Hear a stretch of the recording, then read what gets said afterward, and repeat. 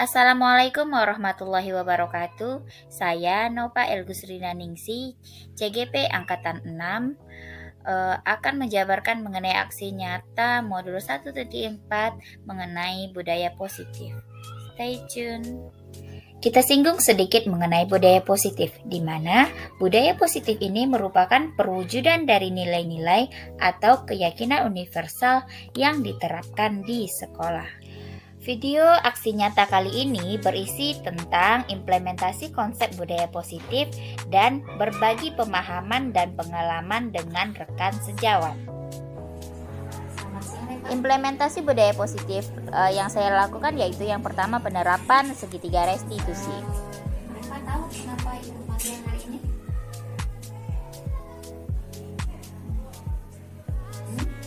Kurang tahu? Ya? Oke. Ibu ada dengan peluka dari beberapa orang guru di beberapa hari belakangan ini. Bapak ada di jam pelajaran tidak masuk. Benar demikian? Benar demikian?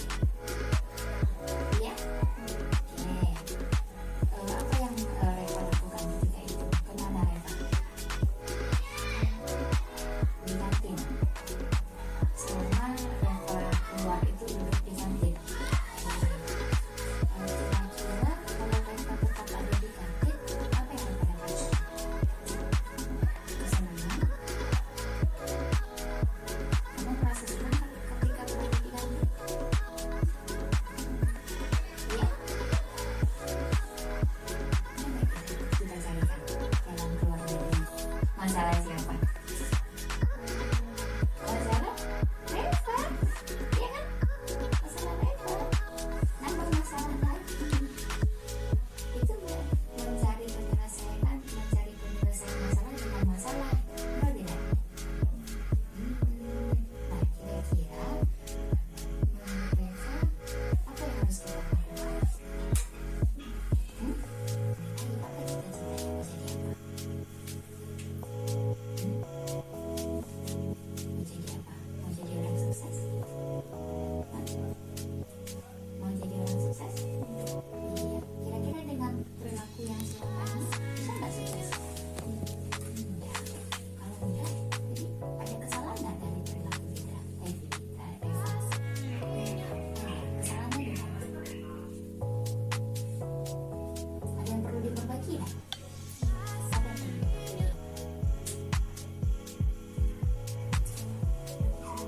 Sabut, terus apa lagi? Buang masuk lagi, terus apa lagi? Merasa bosan di dalam kelas perlu diperbaiki tidak? Iya, merasa bosan. Kamu harus bertahan, mencintai, menyukai pembelajaran yang diajarkan oleh guru. Enggak demikian. Nah, kira-kira apa yang bisa kita lakukan agar mau sukses di sekolah ini saja dulu? Pelajaran seperti apa? Pelajaran yang rajin, nggak bosan-bosan lagi, tetap berdoa, bisa nggak seperti itu? Bisa. Kita lihat ya, kita akan angkat karena apa yang kita yakini itu harus kita jalankan. Nggak ngajar dulu ya, jangan lupa kesehariannya, bisa kan? Oke. Ya kalau gitu, terima kasih untuk kehadirannya hari ini. Implementasi budaya positif lainnya yang saya lakukan menyusun keyakinan kelas. Nah, di sini siswa diberi kesempatan untuk menuliskan nilai-nilai kebajikan yang diyakininya untuk diterapkan bersama di kelas. Selanjutnya yang saya lakukan berbagi pemahaman dan pengalaman mengenai penanaman budaya positif di sekolah kepada rekan sejawat dan stakeholder yang berada di sekolah. Assalamualaikum warahmatullahi wabarakatuh. Waalaikumsalam warahmatullahi wabarakatuh. Yang kami hormati Ibu Wakil Kepala Sekolah, yang kami hormati Bapak Wakil Kepala Sekolah, yang kami hormati Bapak Ibu Majelis Guru beserta pegawai, Baiklah, pada siang hari ini kembali kita bersyukur kepada Allah Subhanahu wa taala karena izin beliaulah kita masih diberi oksigen untuk dapat berkumpul di ruangan yang sederhana ini, yaitu ruangan Majelis Guru SMP Negeri 16 Junjung. Dan marilah kita selalu kirimkan selawat kepada Nabi Muhammad SAW.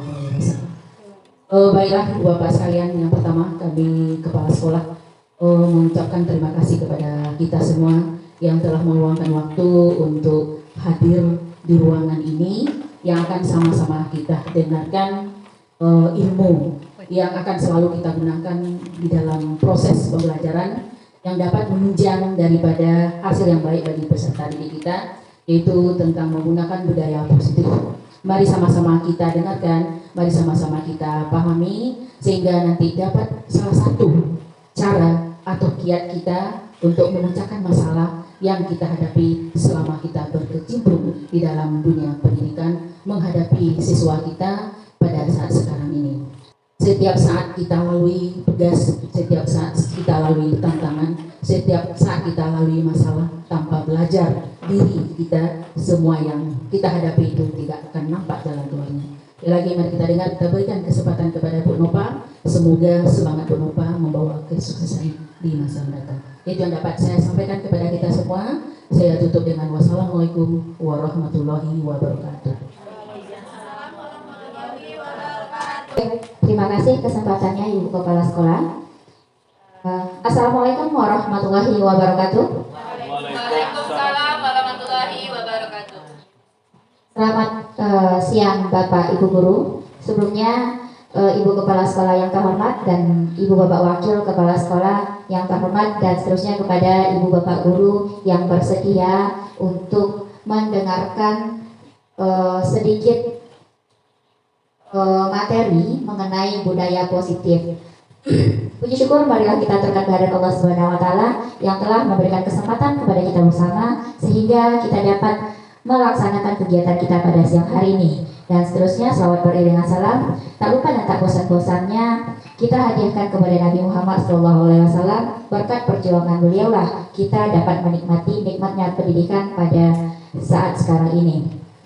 Baik Bapak Ibu yang terhormat, kami selaku calon guru penggerak tidak bosan-bosan untuk memanggil Ibu Bapak Guru untuk ikut dalam kegiatan guru penggerak, karena kita sebagai guru adalah orang yang belajar seumur hidup. Maka dari itu, jika ada kesempatan lagi untuk mendaftar di calon guru penggerak angkatan berikutnya, ayo kita bersama-sama untuk mengikutinya. Dan kita akan belajar bersama, kita akan berproses bersama menuju ke arah guru yang benar-benar profesional. Karena kita semua adalah ibu bapak guru hebat, dan kita adalah penyejuk dalam kehausan serta pelita dalam kegelapan. Jangan lupa ibu bapak, itu tugas mulia, sangat mulia.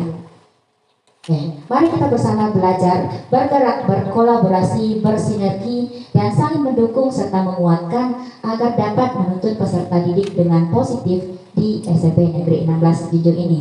Saya ucapkan terima kasih sekali lagi yang telah memberikan kesempatan kepada saya untuk berbagi pada siang hari ini. Baik, kita mulai dan beranjak dari filosofi pendidikan menurut Ki Hajar Dewantara. Nah, Ibu Bapak Guru, pendidikan menurut Ki Hajar Dewantara itu adalah menuntun kodrat anak. Kodrat apa? Ada dua kodrat Ibu Bapak Guru. Yang pertama kodrat alam, kita tuntut. Yang kedua kodrat zaman. Nah, kodrat alam itu adalah garis samar. Nah, nanti akan kita jelaskan apa yang dimaksud dengan garis samar. Kita akan menuntun kodrat alam dari siswa kita. Yang kedua adalah menuntun kodrat zaman. Nah, kita menuntun siswa sesuai dengan kodrat zaman. Nah, di saat sekarang ini zamannya seperti apa, perkembangan peserta didik kita seperti apa. Nah, kita ikuti perkembangan tersebut agar selamat dan bahagia. Tujuannya hanya dua, selamat, bahagia.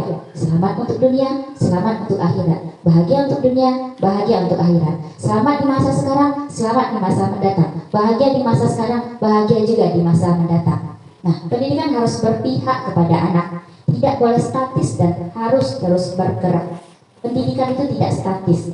Pendidikan itu harus upgrade pengetahuan, upgrade teknologi. Terusnya, anak bukan tabula rasa. Selama ini kita menganggap bahwa siswa kita adalah sebuah kertas kosong. Tapi menurut Ki Hajar Dewantara itu tidak. Tidak, karena anak sudah memiliki garis samar. Dari lahir dia sudah punya modal. Tugas kita adalah menuntun modal tersebut agar dia bisa selamat dan bahagia. Baik modal yang positif maupun modal yang negatif. Dia sudah punya itu. Nah, selanjutnya budi pekerti merupakan keselarasan antara cipta, rasa, karya, dan karsa yang melatih kesadaran diri sendiri. Budi pekerti ini sama dengan karakter. Nah, karakter itu menselaraskan antara cipta, rasa, karya, dan karsa dalam melatih kesadaran menjadi diri sendiri. Inilah pemahaman-pemahaman dari filosofi pendidikan menurut Ki Hajar Dewantara. Baik Bapak Ibu, kita lanjutkan. Nah, ini yang bisa kita lakukan. Menurut Ki Hajar Dewantara, semboyannya Ingarso, Ingarso Suntolodo, di depan memberi contoh. Kita harus siap berada di garda terdepan untuk memberikan contoh tauladan bagi peserta didik kita. Harus siap. Kenapa? Karena beban itu sudah berada di pundak kita. Menjadi seorang guru itu sudah menjadi pilihan kita semua. Maka dari itu kita harus siap menjadi terdepan, menjadi seseorang yang pantas dan patut dicontoh, ditiru oleh peserta didik kita. Selanjutnya, Ingmadio Mangun Karso, di tengah membangun semangat. Nah, di sini, di tengah ini adalah tugas kita sebagai guru memberikan semangat, sebagai fasilitator dalam pembelajaran. Nah, selanjutnya Tumburi Handayani di belakang memberi dukungan atau dorongan. Ini tugas kita yang sebenarnya, berada di depan, di tengah, dan di belakang. Kita harus siap bersama, harus siap menjadi terdepan, menjadi di tengah, dan menjadi di belakang. Kita lanjutkan. Pendidikan itu diibaratkan tukang kebun kehidupan dalam menuntun dengan menebalkan garis samar yang menjadi dasar dan pondasi. Perlakuan padi dan perlakuan jagung berbeda atau sama? Beda. Beda atau sama? Beda.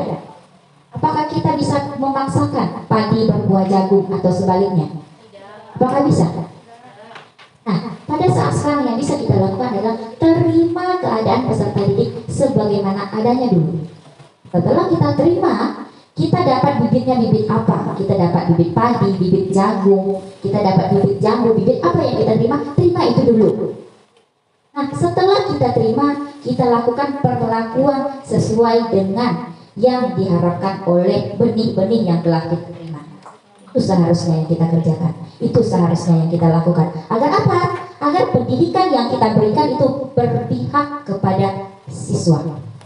Nah, kuncinya, setiap pendidikan yang kita berikan harus kudu wajib berpihak kepada siswa. Sampai di sini ada pertanyaan. Jadi sudah tahu ya bahwa kita memperlakukan peserta didik kita seperti apa perlakuan sebenarnya yang dia inginkan. Yang harus kita miliki sebagai seorang guru adalah ini nilai utamanya adalah berpihak kepada murid.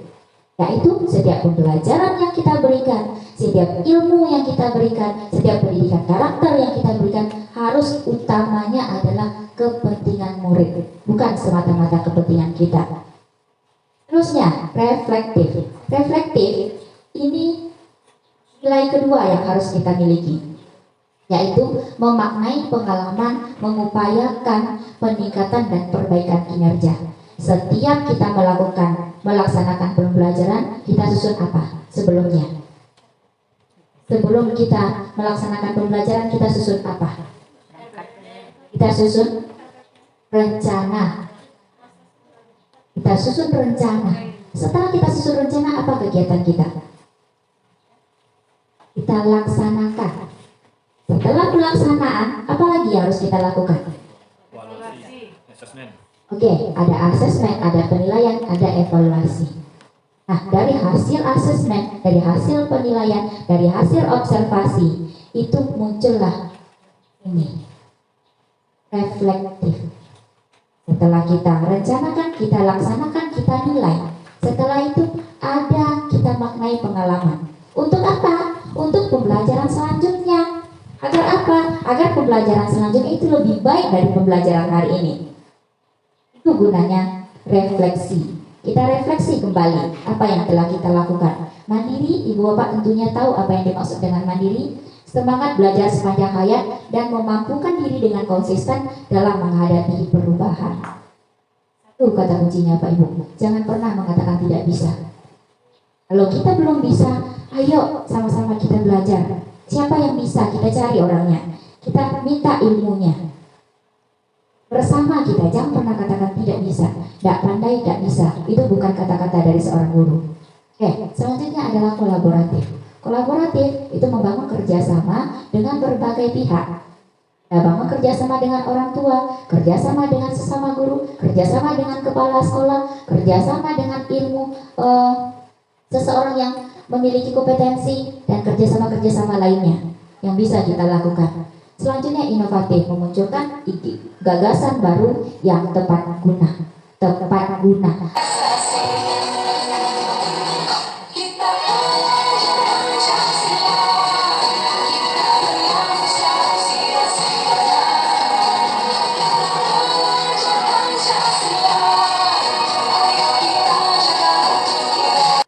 Baik, dari lirik lagu tersebut apa yang bisa Bapak Ibu dulu simak? Apa yang dia suarakan oleh sang penyanyi untuk kita? Tentang pemuda Pancasila. Pemuda Pancasila yang memiliki semangat Pancasila.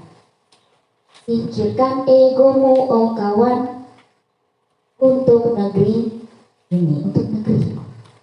Ini adalah lagu yang diciptakan untuk pelajar-pelajar Pancasila. Oke, kita lanjutkan. Ini yang akan kita bahas mengenai penanaman budaya positif di sekolah kita. Disiplin adalah belajar ikut mengontrol diri, menguasai diri, memilih tindakan yang mengacu pada nilai yang diyakini. Ini yang dimaksud dengan disiplin. Disiplin bukan hanya sekedar taat aturan, tapi disiplin adalah belajar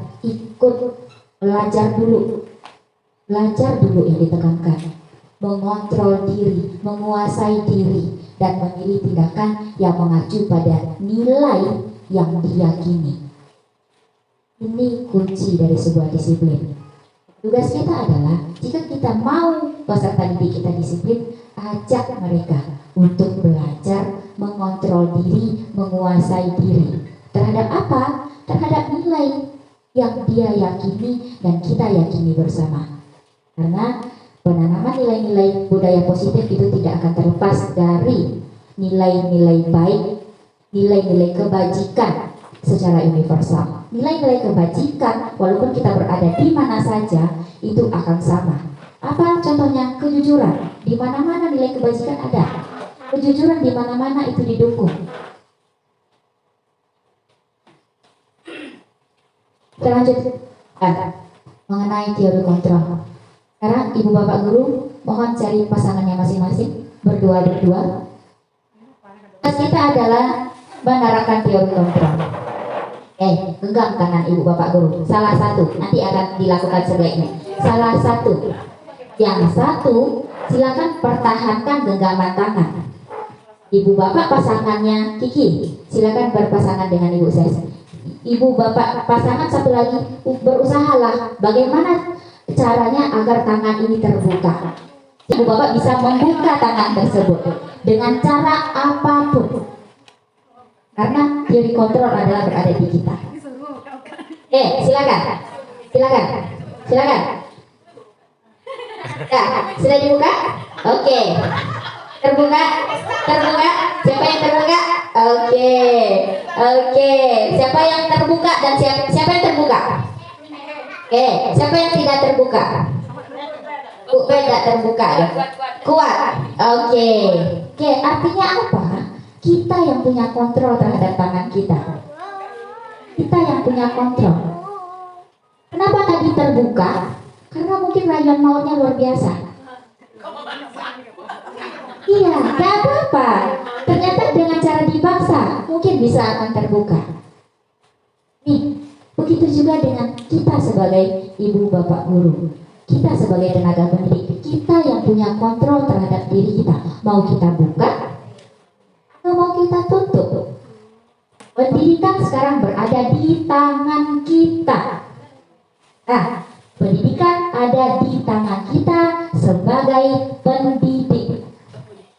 Mau kita jadi apakan, mau kita apakan, pendidikan itu berada di tangan kita. Maka dari itu, kami memanggil ibu bapak guru. Ayo, karena dia ada di tangan kita, ayo kita laksanakan budaya positif di sekolah kita ini. Peserta didik juga begitu. Dia punya kontrol juga terhadap dirinya. Ayo kita rayu dia. Ayo kita gunakan segala upaya dan segala tenaga dan upaya kita untuk apa? Untuk dapat memberikan kontrol terhadap perilaku peserta didik. Kita semua perilaku memiliki tujuan. Ibu bapak membuka dan menutup tadi punya tujuan atau tidak? Ada tujuan? Ya. Iki tadi yang bisa membuka ada tujuan? Sukses membukanya? Mungkin karena rayuan pautnya luar biasa. Coba buka bu, atau karena ketipu? Ketipu. Enggak lah, ketipu. Ibu Ben yang mempertahankan juga ada tujuan. Ada tujuan kan? Benar Ibu Ben? Iya, Ibu Rini yang mempertahankan kepala tangan ada tujuan. Saya nggak mau kalah. Saya nggak mau kalah. Saya kalah dengan seorang Lucy. Saya akan mempertahankan ini sekuat tenaga yang saya punya. Nah, punya tujuan kan masing-masing kita. Begitu juga dengan siswa kita. Semua perilakunya ada tujuannya. Seterusnya, realitas merupakan sebuah kebutuhan setiap individu itu berbeda. Ini realitanya. Kebutuhan setiap individu berbeda. Jadi jangan kita mengira bahwa kebutuhan peserta didik kita sama semuanya. Tidak. Nanti kita akan bahas mengenai 5 kebutuhan dasar manusia. Selanjutnya, hanya kita yang dapat mengontrol diri kita. Benar apa tidak? Benar apa tidak? Begitu juga dengan siswa. Siswa yang memiliki kontrol terhadap dirinya. Kolaborasi dan konsensus hanya menciptakan pilihan baru. Penawaran baru, mau dibuka atau tidak. Penawaran bukan kita yang punya keputusan apakah ini dibuka atau ditutup. Kita yang punya keputusan. Teman kita tadi cuma menawarkan kolaborasi dan konsensus. Penawaran, apakah akan kita ikuti atau tidak, itu juga terjadi dalam diri siswa kita. Model berpikir adalah menang-menang. Ini model berpikirnya. Kalau teori kontrol, kalau siswa merasa akan diuntungkan, maka dia akan ikut. Begitu juga dengan kita tadi. Kalau kita akan merasa diuntungkan membuka tangan, kita akan buka. Oke, sampai di sini ada pertanyaan mengenai teori kontrol? Ada yang kurang paham? Oke, kita lanjutkan. Mengenai teori motivasi, ada 3 hal yang melatar belakangi motivasi dari seseorang. Yang pertama, menghindari ketidaknyamanan atau biasa kita berikan hukuman. Selanjutnya, mendapatkan imbalan atau penghargaan. Ini juga sering kita berikan. Dapat penghargaan. Nanti kalau kamu juara 1, ibu berikan hadiah. Nanti kalau kamu bisa tampil, ibu beri pena 1. Nanti kita akan bahas. Nah, yang ketiga, menjadi orang yang mereka inginkan. Nah, yang 1, 2 ini adalah motivasi dari luar diri siswa. Yang ketiga adalah motivasi dari dalam. Dia ingin menjadi seseorang yang dia inginkan. Dia ingin menjadi manusia yang baik, makanya dia melakukan perilaku yang baik. Begitu juga dengan kita. Sekarang kita menjadi guru hebat. Itu motivasinya dari mana? Dari dalam atau dari luar? Itu ibu bapak guru yang bisa menjawab. SMP 16 menjunjung guru-gurunya semuanya memiliki motivasi intrinsik. Dia benar-benar ingin menjadi guru-guru yang maju. Dia ingin menjadi guru-guru hebat. Dia ingin menjadi guru idaman semua siswa. Dimana tidak senang nanti kita ibu bapak ketika kita hadir di pembelajaran kita ditunggu oleh peserta didik. Ketika kita tidak hadir, kita ditanya oleh peserta didik, kenapa ibu tidak hadir bu? Kami mau belajar dengan ibu, tapi kenapa ibu tidak datang? Nah, ketika kita mau masuk itu ditunggu, ayo bu, kita belajar dengan ibu. Itu harapan kita. Nah, reward dan punishment itu akan memberikan dampak terhadap diri peserta didik. Dampaknya adalah yang pertama, ketergantungan dan hilang motivasi dalam diri. Reward dan punishment, hukuman dan penghargaan itu akan, kalau keterusan, dia akan menyebabkan ketergantungan. Siswanya akan menipiskan kejujuran. Kenapa kejujuran bisa menipis? Kenapa kira-kira? Apa kira-kira Ibu Ben? Jika kita berikan reward kepada siswa, kenapa bisa menipiskan kejujuran? Karena ada keinginan untuk mendapatkan reward tersebut. Terima kasih Pak Marco. Karena setiap siswa akan berusaha untuk apa? Untuk memperoleh reward dari kita. Mau dengan cara yang baik atau dengan cara yang salah. Dia akan mengejar rewardnya, bukan perilakunya. Seterusnya akan menciptakan persaingan. Itu sudah pasti akan ada persaingan di dalam kelas. Seterusnya juga merebut kebahagiaan dari rasa yang dirasakan secara alamiah. Kita mendapatkan nilai 100. Senang apa tidak? Puas apa tidak? Puas apa tidak? Dalam pembelajaran, jika pembelajaran kita berhasil, ada kepuasan, ada kebahagiaan, ada. Nah, jika kita tambahkan dengan reward atau punishment, kita tambahkan dengan reward di dalam itu, maka akan menghilangkan bahagia secara alamiah tadi. Puas secara alamiah tadi akan hilang. Karena ada yang menimpali ibaratnya. Maka dari itu, reward dan punishment itu tidak begitu disarankan untuk menanamkan budaya positif. Karena tujuan kita adalah penanaman budaya positif. Oke, kita lanjutkan. Nah, ini yang terjadi jika kita melakukan hukuman. Identitasnya akan gagal. Siswa kita jika diberi hukuman secara terus-menerus, identitasnya akan gagal. Apa yang biasa kita lakukan? Betul, peraturannya adalah ini. Kamu seharusnya begini. Itu yang biasa dilakukan oleh penghukum. Oke, selanjutnya, kalau hukuman itu efeknya negatif. Terusnya, ini kata-kata yang biasa, awas kalau dilakukan lagi. Awas kamu ya. Modelnya adalah model paksaan. Kita memaksa. Terusnya, mendorong menyalahkan diri. Kita akan mendorong siswa untuk dia menyalahkan diri kita. Dirinya, bukan diri kita. Mendorong siswa untuk menyalahkan dirinya sendiri. Konsep dirinya akan buruk. Ini turunannya jika kita lakukan hukuman. Terusnya, identitas yang sukses jika kita melakukan yang pertama konsekuensi. Konsekuensi, apa peraturannya? Tetap kita beranjak di aturan. Tetap kita berpijak pada aturan. Tapi apa? Mampukah kamu melakukannya? Ada pertanyaan itu. Tanya kemampuan siswa kita.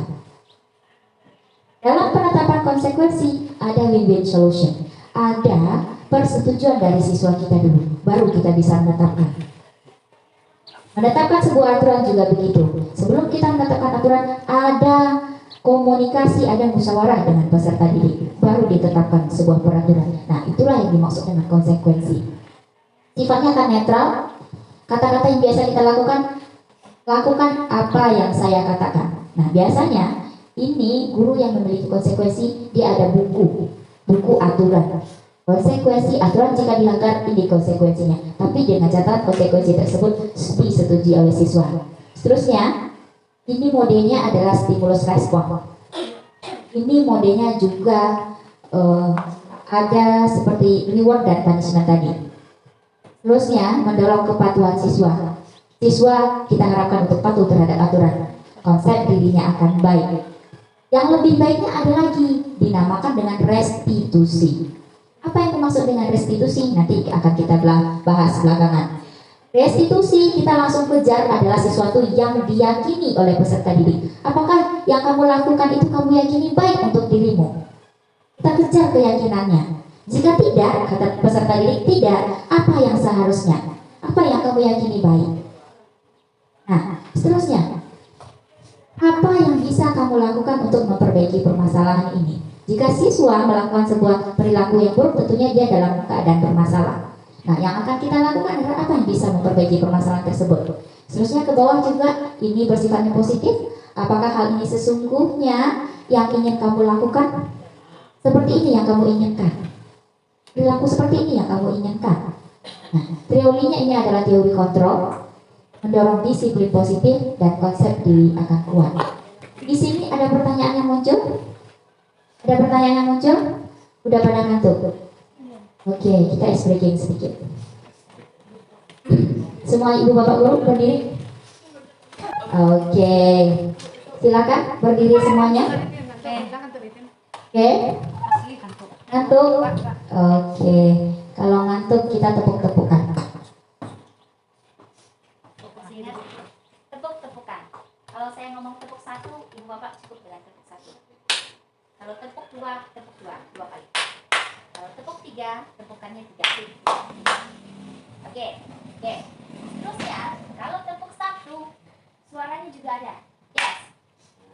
Kalau tepuk dua, suaranya oke. Kalau tepuk tiga, suaranya hebat. You understand? Yes. Oke. Bisa kita mulai? Bisa. Tepuk satu. Yes. Tepuk dua. Tepuk tiga. Bisa kita ulangi? Bisa kita ulangi? Bisa. Oke. Sekali lagi. Tepuk satu. Tepuk dua. Tepuk tiga. Siapa guru hebat? Siapa guru hebat? Saya. Kita semua. Kita semua itu bapak guru hebat. Jangan lupakan itu. Kita semua bersedia belajar sepanjang hayat. Bersedia. Ingin ice breaking tambahan? Yes. Yes. Yes. Kurang? Kurang. Kurang? Keluar dari meja. Keluar dari meja. Ini akan lebih hot. Cari tempat.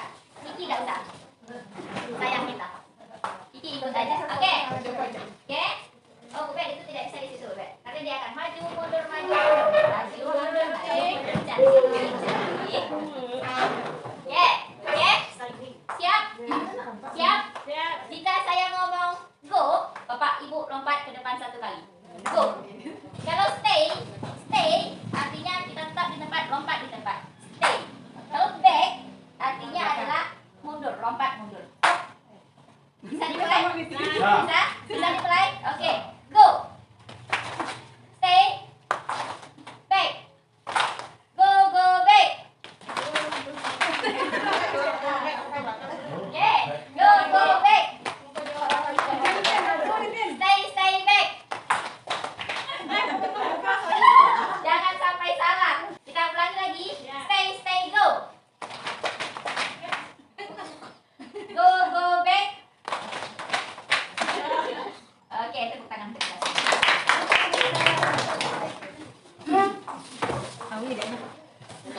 Haus Bu, silakan minum. Oke, bisa kita lanjutkan?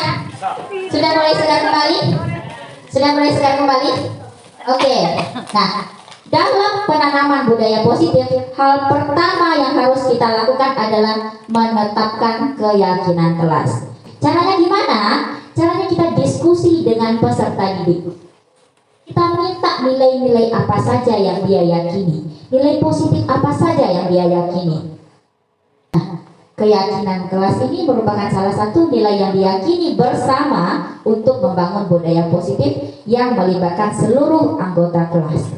Nah, ini baru 3 loh Bu, nilai kebajikan. Banyak nilai kebajikan yang kita yakini. Kejujuran belum ada di sini. Bekerja sudah ada. Bekerja sama sudah tergambar di sini. Kami meyakini bahwa sangat penting untuk mengerjakan segala pekerjaan atau mengikuti kegiatan yang telah ditugaskan. Juga bisa ditambahkan bekerja sama dalam ini. Seterusnya diterima dan dimiliki. Nah, ini seperti ini bisa kita buat bersama dengan anggota kelas. Hasilnya nanti akan dipampang dan ditempel di depan kelas. Inilah menjadi keyakinan kelas. Kita lanjutkan. Breakingnya sudah tadi ya? Sudah ya? Oke, 5 kebutuhan. Mau tambah breaking lagi? Oke, kita lanjutkan. 5 kebutuhan dasar manusia merupakan usaha terbaik kita untuk mendapatkan apa yang kita inginkan. Ketika kita mendapat apa yang kita inginkan, sebetulnya saat itu kita sedang memenuhi satu atau lebih dari kebutuhan dasar manusia. Ingat, setiap perilaku memiliki tujuan. Tujuannya apa? Ini dia tujuannya, memenuhi kebutuhan dasar. Baik itu dari perilaku positif maupun dari perilaku negatif.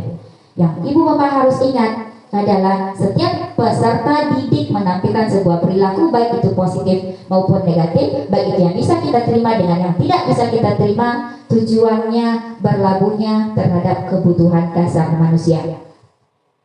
Oke, kita lanjutkan. Apa saja kebutuhan dasarnya? Yang pertama, bertahan hidup. Ini sangat dasar sekali. Kebutuhan bersifat fisiologis, bertahan hidup, misalnya kesehatan, rumah, makan, biologis, dan rasa aman. Rasa aman. Aman. Kalau kita sudah aman, maka kita akan bisa melakukan segala hal. Kita lanjutkan. Merasa diterima, love and belonging. Meliputi kebutuhan akan hubungan dan koneksi sosial, kebutuhan untuk memberi, menerima kasih sayang, dan kebutuhan untuk merasa menjadi bagian dari suatu kelompok. Ini peserta didik kita yang sangat kurang. Merasa dia diterima keadaannya dulu, baik itu keadaan yang baiknya maupun keadaan yang buruknya. Terima dulu dengan seikhlasnya kita. Emang seperti itu peserta didik kita. Kita terima dulu keadaannya. Mau dengan cara bicaranya seperti ini, mau perlakuannya seperti ini, mau mau perlakuannya terhadap kita seperti ini, itu kita terima dulu. Memang benar seperti itu peserta didik, itulah tugas kita. Tugas kita apa? Mana yang tadi garis samar yang dia miliki tadi itu, yang kurang baik itu kita biarkan. Kalau yang baik kita tebalkan. Kita fokusnya terhadap yang positifnya saja. Yang negatif kita abaikan. Jangan sampai hal negatif dari siswa itu menyakitkan hati kita. Kita tugasnya memperbaiki itu. Memperbaiki itu tugas kita. Kita lanjutkan. Tentang kebebasan atau freedom. Nah, menginginkan pilihan, mereka perlu banyak bergerak, suka mencoba, tidak terlalu terpengaruh dengan orang lain, senang mencoba hal-hal baru dan menarik. Ini yang sangat kurang kita berikan di kelas. Mereka ada keinginannya untuk mencoba-coba. Terus, mereka tidak akan terpengaruh oleh orang lain. Terus, mereka menginginkan sebuah pilihan. Mereka ingin bebas. Makanya ada kata bosan di diri siswa. Kenapa? Karena kebebasannya itu akan terancam. Bosan di kelas, tidak mau belajar, malas belajar, tidak termotivasi dengan pembelajaran. Ini yang kurang kita penuhi. Sebagai ibu bapak gurunya, kita harus mempertimbangkan ini. Mempertimbangkan kebebasan, mempertimbangkan penerimaan. Seterusnya, fun. Secara psikologi ibu bapak guru, otak manusia bisa mendengarkan cuma durasinya 15-30 menit. Apalagi dengan kondisi siswa kita. 30 menit dia mendengarkan kita ngomong tanpa dia beraktivitas seperti ibu bapak sekarang ini, bertahan kita bisa 30 menit. Paling lama itu 1 jam, itulah paling lama. Makanya butuh penyegaran semacam ice breaking. Setiap pembelajaran kita pertimbangkan waktunya. Jika lebih dari 30 menit, berarti dalam pertengahan pembelajaran kita harus memberikan ice breaking. Apalagi 3 jam pelajaran. Ice breaking banyak. Di YouTube banyak sekali. Tepuk-tepuk saja kita ajak, bernyanyi-nyanyi saja kita ajak, itu sudah merefreshkan kembali. Fun ini adalah kebutuhan dasar dari kita semua, bukan hanya peserta didik. Kita juga butuh fun, kita butuh kesenangan. Peserta didik juga butuh kesenangan. Kata kuncinya 30 menit. Jika pembelajaran kita lebih dari 30 menit, artinya dalam pembelajaran itu harus ada ice breakingnya. Belajar, ayo kita bersama-sama belajar. Sekarang belajar memberikan ice breaking saja dulu, tidak apa-apa. Kita kejar fun-nya dulu. Oke, sampai di sini ada mungkin kebutuhan dasar yang belum termaktub dalam kelima ini. Menurut Bapak Ibu, ada kebutuhan mengenai penguasaan atau power. Nah, ini juga dimiliki oleh peserta didik kita, apalagi remaja. Remaja itu ingin dianggap, ingin mengaktualisasi diri kan, mengaktualisasi diri, ingin diakui keberadaannya. Seterusnya dia ingin untuk meninggalkan sebuah pengaruh, baik itu pengaruh positif maupun pengaruh negatif. Nah, ini yang harus kita kontrol tentang penguasaan atau power. Setiap peserta didik pasti ingin diakui. Terusnya 5 posisi kontrol. Ada posisi penghukum, ada posisi pembuat rasa bersalah, ada posisi teman, ada posisi pemantau, ada posisi manajer. Nah, posisi penghukum, ayo kita lihat apa saja kata-kata yang biasa dikatakan. Patuhi aturan saya atau awas. Tuh orang-orang penghukum, awas ya. Setiap hari kamu saja yang terlambat. Awak jo. Awak jo, setiap ibu macan suka awak jo dan ibu. Kamu selalu salah. Ingat Bapak Ibu, kalau kamu itu kita ngejat seseorang. Tapi kalau kita ngomong perilakunya, ibu tidak suka kalau kamu meribut. Perilaku yang salah dari kamu adalah suka meribut. Itu yang saya tidak suka. Itu saja yang kita jaga. Perilaku negatifnya saja. Jangan sampai kita katakan kamu. Kalau kamu itu keseluruhannya. Kalau perilakunya yang tidak kita cukup perilakunya saja yang kita singgung. Yang tidak ibu katuju, kok ya parangnya mari ibu kok gua agak tenang sekepek. Nah, begitu kata-kata. Jangan sampai iku wa akawa anju. Nah, kira-kiranya begitu. Kita lanjutkan. Selalu dan pasti selalu kamu yang terakhir selesai. Kita ngejat pribadinya, kita ngejat orangnya. Kita tidak ngejat perilakunya, tapi kita ngejat orangnya. Ini yang harus kita hindari. Terusnya, pembuat rasa bersalah. Apa kata-katanya? Kecewa lah ibu. Ibu sangat kecewa sekali dengan kamu. Kecewa saya. Berapa kali Bapak harus beritahu kamu? Gimana coba kalau orang tua kamu tahu kalau kamu berbuat begini? Apakah orang tuamu tidak kecewa? Orang tuamu sudah berusaha untuk hidupmu, banting tulang untuk hidupmu. Tapi apa yang mereka dapatkan?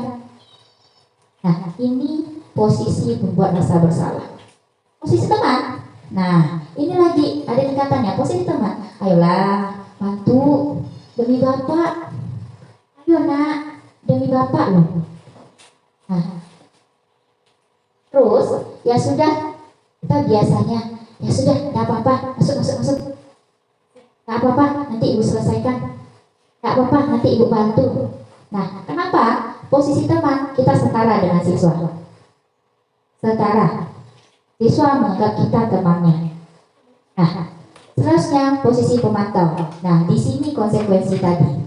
Konsekuensi tadi yang telah saya jelaskan tadi. Konsekuensi berada di posisi pemantau. Pemantau dia berpegang teguh pada aturan. Dia berpegangan teguh pada aturan.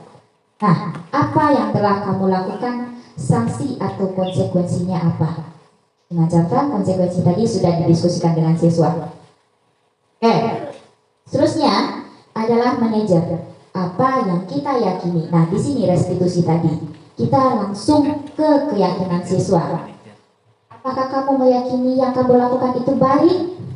Nah, jika kamu meyakininya, apakah kamu bersedia memperbaiki? Nah, kata-kata seperti ini yang biasa kita lakukan. Posisi yang terbaik adalah posisi manajer. Dan tidak menutup kemungkinan kita beberapa kali atau tidak menutup kemungkinan kita berada di posisi kelima ini. Namun, kata kuncinya, kita usahakan dahulu berada di posisi manajer. Stay di manajer dulu. Stay ya. Stay di manajer. Sampai di sini saya tanya, ibu bapak guru berada di posisi mana biasanya kalau dalam pembelajaran? Ibu Tim biasa di penghukum?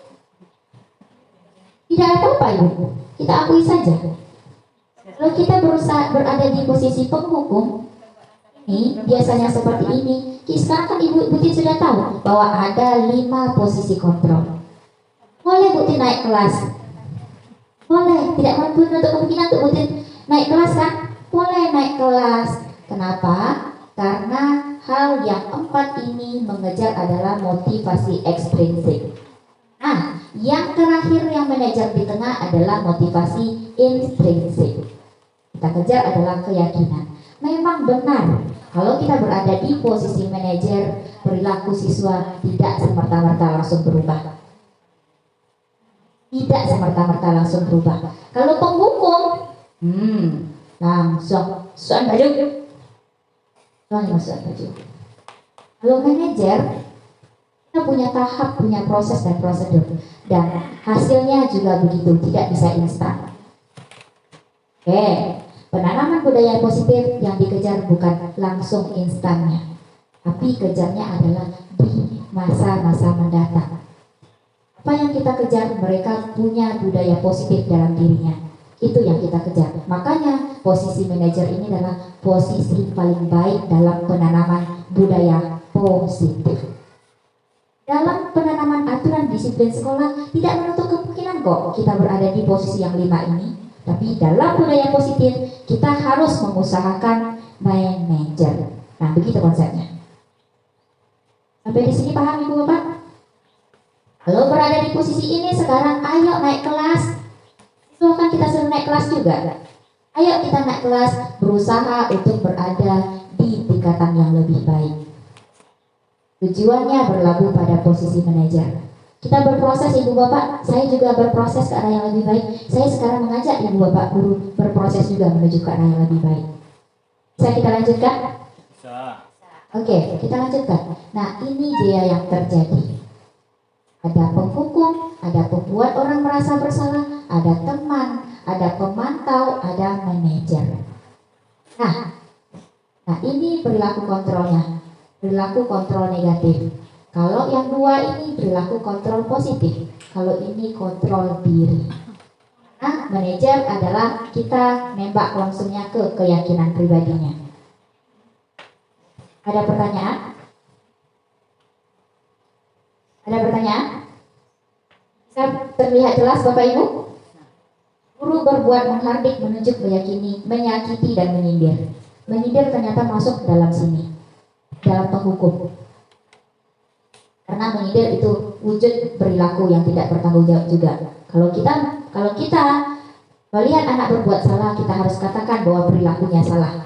Seterusnya, kalau pembuat bersalah adalah berceramah, menunjukkan kekecewaan yang paling mendalam.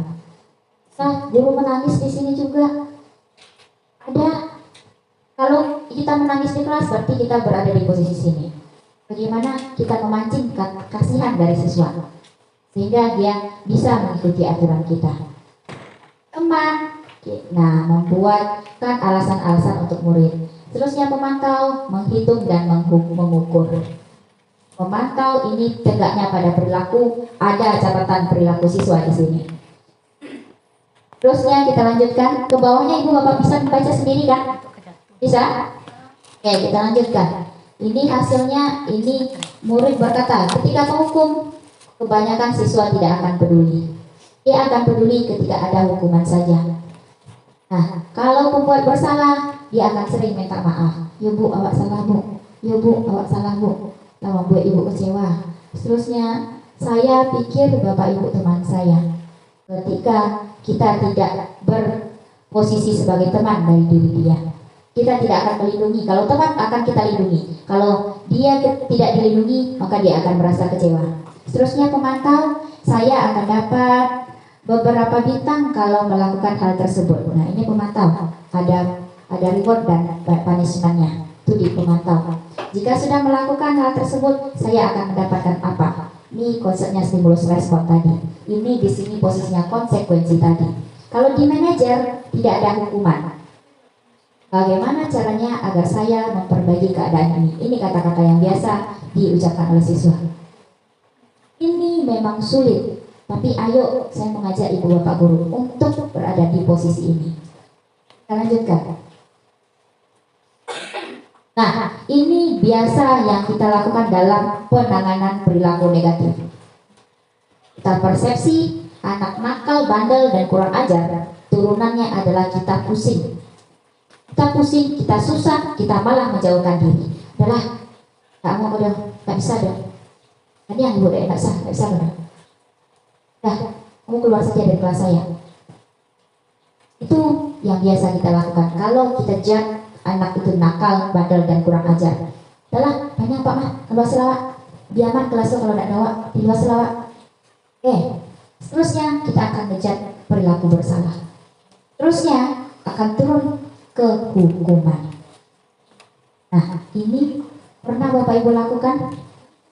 Pernah dilakukan? Saya tidak. Ternyata ini yang biasa kita lakukan malah tidak membuat perilaku tersebut berubah. Tidak memberikan apa-apa dalam diri siswa. Jika kita usir dia keluar, dia memang berada di luar, tapi itu tidak berefek apapun terhadap perilakunya.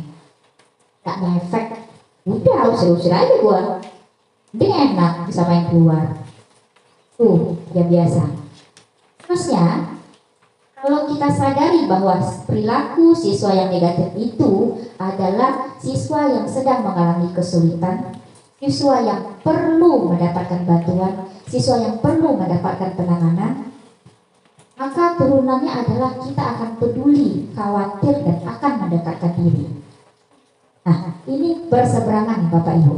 Ini kita menjauhi, ini kita mendekati. Berseberangan bukan? Berseberangan. Nah, seterusnya kita menyadari bahwa pelaku itu sedang bermasalah. Kalau kita sadari mereka bermasalah, maka yang akan kita berikan adalah bantuan, bukan hukuman. Nah, situ turunannya. Ini harus sekali Bapak Ibu pahami. Satu lagi yang perlu saya tekankan, remaja secara psikologi perilakunya tidak akan berubah dengan bim salabim abrakadabra. Sekali kita panggil besoknya berubah. Ya, tidak akan mungkin. Kecuali ada tekanan dalam dirinya. Kecuali ada benar-benar dia yang mau berubah. Tidak akan mungkin. Berproses, perubahan itu berproses. Bisa kita lanjutkan? Sampai di sini Ibu Bapak paham? Oke, kita lanjutkan. Nah, ini yang kita tunggu-tunggu. Restitusi tadi. Apa yang dimaksud dengan sebuah restitusi? Suatu proses yang dijalani dalam menciptakan kondisi bagi siswa untuk memperbaiki kesalahan. Nah, ini prosesnya, proses restitusi. Apa saja? Nah, restitusi bukan untuk menembus kesalahan. Restitusi, proses refleksi dan pemulihan. Refleksi, tawaran, bukan paksaan. Tawaran, bukan paksaan. Refleksi menuntun untuk melihat ke dalam diri. Refleksi juga mencari kebutuhan dasar. Ingat ada 5 kebutuhan dasar tadi. Refleksi mengubah kecenderungan mengomentari orang lain menjadi mengomentari diri sendiri. Restitusi itu fokus pada karakter, bukan tindakan. Fokus bukan terhadap tindakan salahnya. Yang kita bahas dalam restitusi bukan perilaku salahnya, tapi karakternya, perbaikan dari perilaku tersebut. Dalam restitusi itu menguatkan dan fokus pada solusi. Ini positifnya dari restitusi, ini baiknya dari restitusi. Apa yang bisa kita lakukan dalam melaksanakan restitusi dikenal dengan segitiga restitusi. Nah, mereka ini adalah satu kesatuan sehingga membentuk sebuah segitiga. Nah, yang pertama yang kita lakukan adalah menstabilkan identitas. Kita stabilkan identitas. Yang kedua, validasi tindakan yang salah. Yang ketiga, menanyakan keyakinan. Nah, apa saja yang bisa kita lakukan contohnya? Yang pertama, mengenai menstabilkan identitas. Proses merupakan sebuah proses yang dapat membantu anak untuk tenang kembali pada suasana hati yang baik. Pada saat kita menstabilkan identitas, yang kita kejar adalah dia berada di posisi hati yang baik. Yang tadinya emosinya meletup-letup, yang tadinya marah-marah. Yang pertama sekali kita lakukan adalah Siswa harus berada di suasana hati yang baik. Bagaimanapun caranya. Dulu, kita stabilkan dia dulu, stabilkan posisinya dulu, stabilkan suasana hatinya dulu. Mungkin sekali pertemuan kita hanya bisa menstabilkan identitas, atau bahkan belum bisa, tidak apa-apa. Tapi jangan sampai kita ngejar perilakunya, jangan sampai kita ngejar pelakunya. Jangan fokus pada kesalahan anak. Pada saat pertemuan pertama kita melakukan restitusi. Restitusi ini harus kita lakukan face to face ya Bapak Ibu. Aduh, face to face. Nah, pertama sekali kita lakukan bukan membaca perilaku salahnya. Jangan bahas dulu perilaku salahnya. Mungkin kita bisa bercerita ke hal-hal lain. Ajak nyoba belok-belok dulu. Cari ayam mukonya dulu. Cari rautnya, cari perilakunya dulu. Kalau sudah stabil rasanya, perasaannya sudah stabil, suasana sudah stabil, baru kita ke tahap berikutnya. Kita lanjutkan. Contohnya apa? Ibu tidak akan mencari siapa yang salah, namun kita akan mencari solusi dari permasalahan ini. Terus apa? Ibu sangat mengerti sekali dengan keadaan kamu. Kita bisa kok selesaikan ini. Atau kita ajak dia bercerita tentang keluarganya dulu, kita ajak dia bercerita tentang kesukaan, hobi dan segala macamnya. Untuk apa? Untuk melihat suasana hatinya. Terusnya, setelah kita menstabilkan identitas tadi, kita validasi tindakan salah. Nah, ini baru proses yang dapat membantu anak memahami kebutuhan dasar yang ingin dia penuhi. Kita tidak membahas kesalahannya, yang kita bahas adalah ibu tahu setiap perilaku kamu memiliki tujuan. Tujuan dari perilaku tadi. Ibu tahu kamu kesal dengan ibu.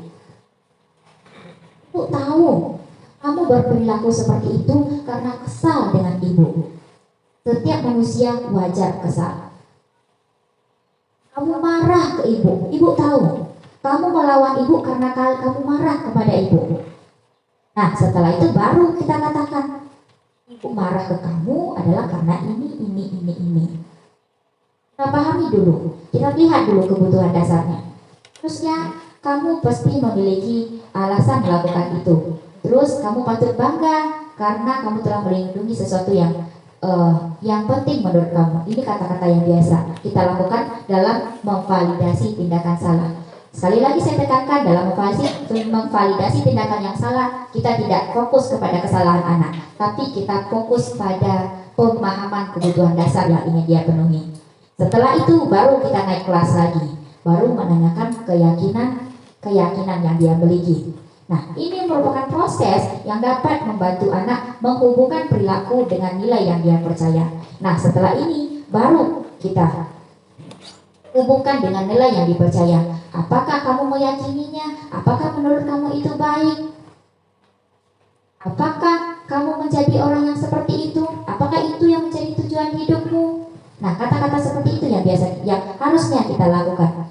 Nah, dalam ketiga proses itu, anak akan melihat kepada dirinya, anak akan melihat perilakunya, anak akan menilai dan mengevaluasi perilakunya.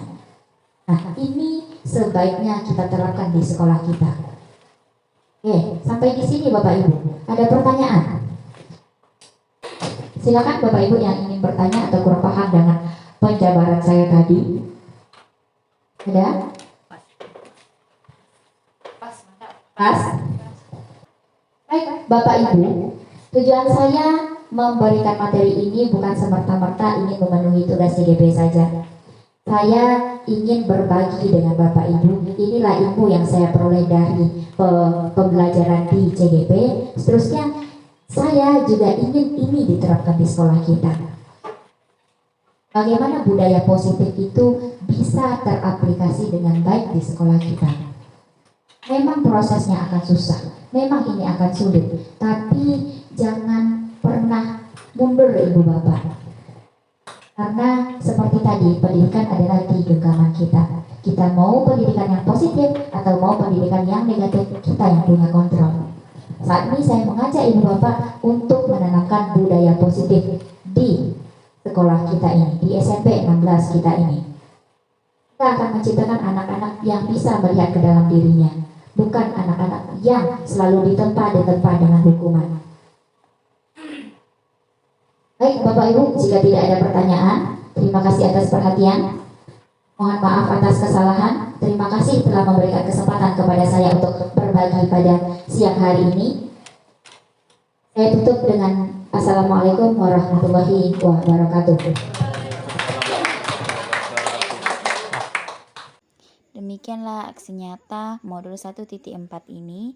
Thank you for watching. Assalamualaikum warahmatullahi wabarakatuh.